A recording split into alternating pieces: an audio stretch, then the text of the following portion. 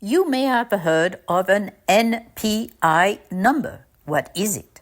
Why should you care? Welcome. I am the Medical Bill Whisperer, a previous billing manager turned patient advocate. I am committed to bringing answers, insights, and solutions to patients like you. So what's this NPI? It is the National Provider Identifier. It's a 10-digit number that any single individual or corporation in the U.S. who renders medical services or supplies must obtain. These are individuals such as doctors, therapists, practitioners of any kind, nurses, physician's assistants, even dentists and pharmacists.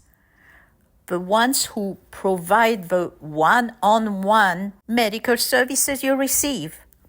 But an NPI is also required for those providers who are organizations, physicians groups, nursing homes, hospitals, and those large corporations who own, for example, a series of hospitals or nursing homes. The NPI number functions as an ID for who actually renders the medical service and who should get paid for it.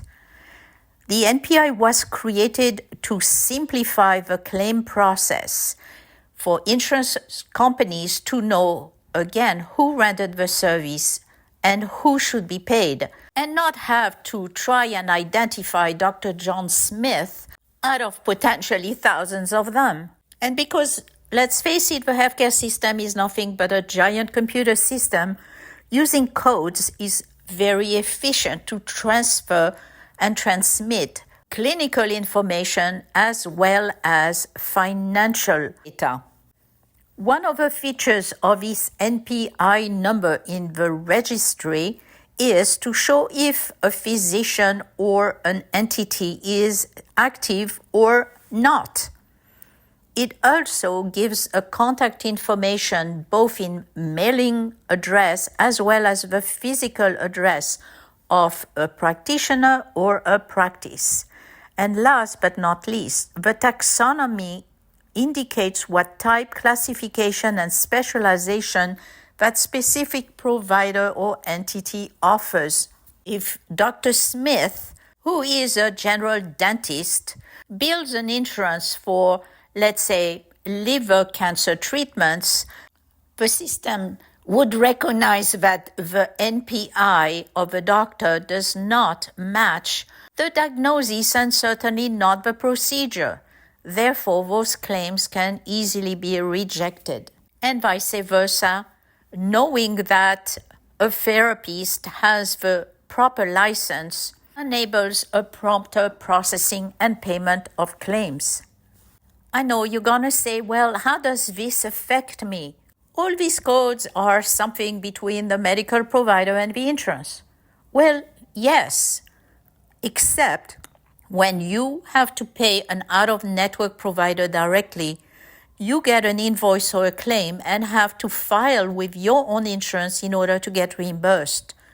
What I see is too many invoices are incomplete and therefore will be denied. And I don't care how many appeals you file and how many phone calls you make. If the NPI is not indicated or is incorrect, you will fail. First of all, providers must have accurate and completed claim forms or invoices ready to hand to you. It is part of their medical licensing requirements. And yes, it is one of your patient's rights. And definitely it's a must in the insurance reimbursement process. If the doctor is a sole proprietor, meaning their tax ID number is actually their social security number, one NPI is enough. The person providing the service and getting paid are the same. But If the medical provider belongs to, let's say, a medical group or is billing under a corporation, you will need 2 NPI numbers on each invoice, one to identify who actually rendered the service and who actually needs to be paid. Any denial for lack of an NPI number should automatically be sent back to the medical provider and ask for a correction. But better yet, once you get the invoice or a claim form, make sure those NPIs are there before you submit to your insurance company. Otherwise, don't hesitate. Speak to your doctor or your therapist or their biller to get things done right the first time around, to avoid a lot of delays in getting reimbursed and a lot of headaches. Thank you for watching. Your likes, comments, and subscribes are most appreciated. Thank you.